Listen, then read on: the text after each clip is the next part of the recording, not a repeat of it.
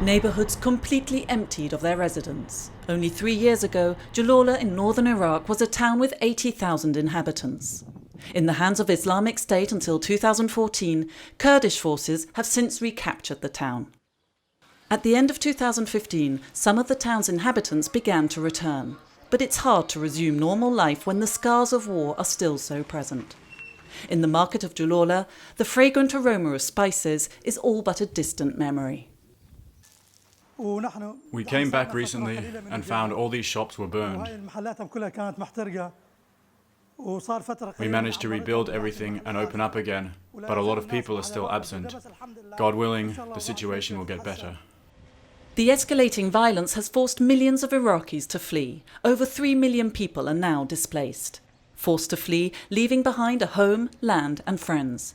Which is exactly what 64-year-old farmer and father of 10 children Hamed did. He had no other choice when Islamic State occupied his hometown Ramadi.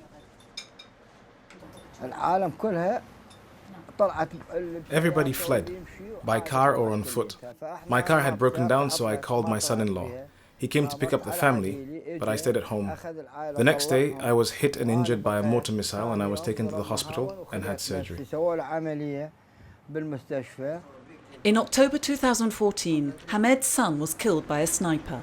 His death severely traumatized his second son, who now regularly has epileptic fits. His daughter lost her child and husband in an airstrike that killed 9 members of her family. I've lost all hope. Since my daughter and husband died, everything's gone. Hamed has an appointment at the MSF mobile clinic today. The conflict continues to intensify in Iraq, greatly complicating the work of aid organisations. MSF teams continue to respond to the humanitarian needs of displaced people. Health structures, health facilities have been partially or totally damaged, reducing dramatically the access that people can have to care. Definitely we cannot leave the Iraqis alone. Traumatised by the violence he has witnessed, Hamed has just one dream: to go home with his family to Ramadi, even if the region is devastated. 40 to 60% of the town is said to be destroyed.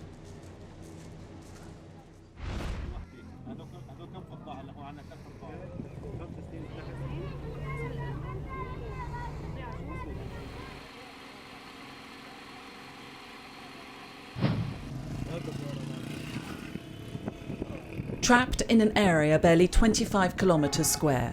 On one side, 5 kilometres away, the Islamic State front line, and on the other, the district of Afrin that is held by Kurdish forces, and the Turkish border that is being closed for over a year. Only a very small number of medical and aid workers are allowed to cross. These Syrians have absolutely nowhere they can go. Today, the people of Azaz can only count on them, can only count on Turkey. And therefore, we ask the Turkish government to open the borders for them.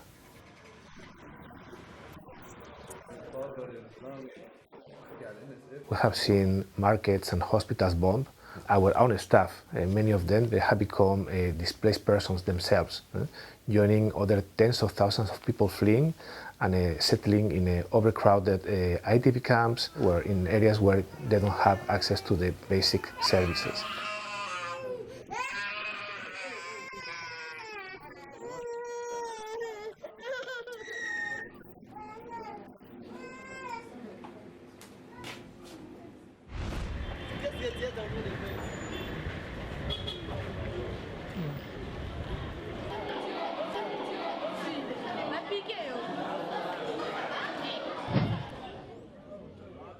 People wait in seemingly endless queues. MSF teams are vaccinating people against yellow fever in this port town. Our target population is from 9 months to the adults, so it's quite a lot. We have 69 teams on the ground, and every team is vaccinating more or less 1,000 people per day. Vaccination, but also vector control, using chemicals to destroy breeding sites and kill adult mosquitoes that carry the disease. We're going to fumigate insecticide to kill adult mosquitoes, and we'll use a larvicide to destroy the larvae where there's stagnant water. We'll also be spraying inside houses, schools and hospitals. Et on va aussi pulvériser à l'intérieur des maisons, des écoles, des hôpitaux par exemple. Yellow fever is an acute viral hemorrhagic disease. There is no specific treatment. Prevention through vaccination and vector control are still the best ways to combat the disease.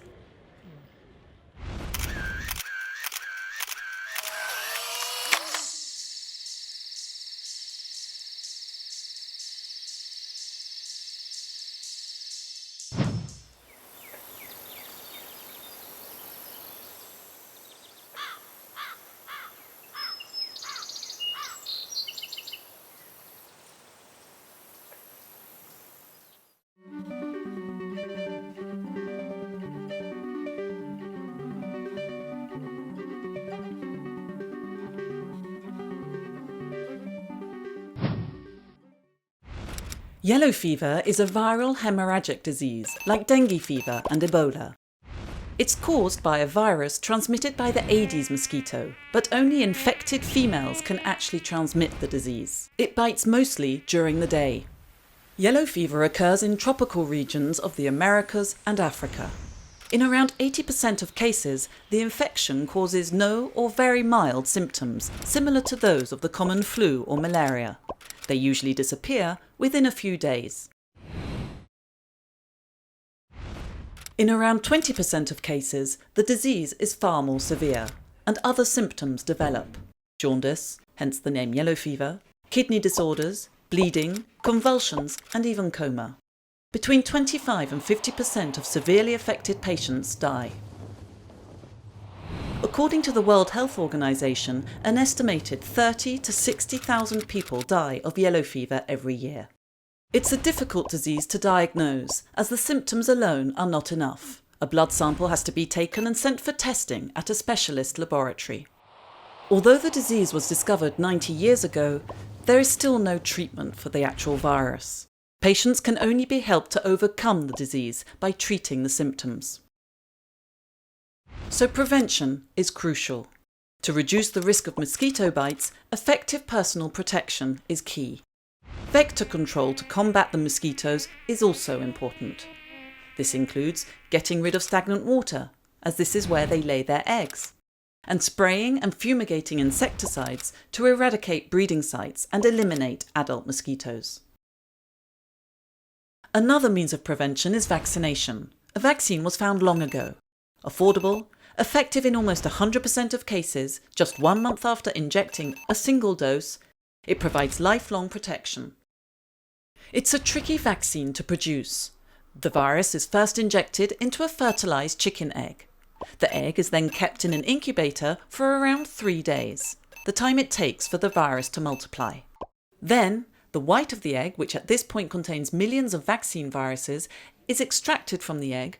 The virus is separated and rendered non-toxic. 100 to 300 doses of vaccine can be obtained from just one egg. A complex and relatively long process. And as demand for the vaccine is highly fluctuating, manufacturers do not produce very large quantities. This limited supply is problematic, as the vaccination of millions of people in Angola and Congo is putting considerable pressure on the global stockpile. A possible solution would be to reduce the size of the dose. A preliminary study on one of the vaccines showed that 1/5 of one dose still provides sufficient protection. But further studies are required to confirm that this method is truly effective.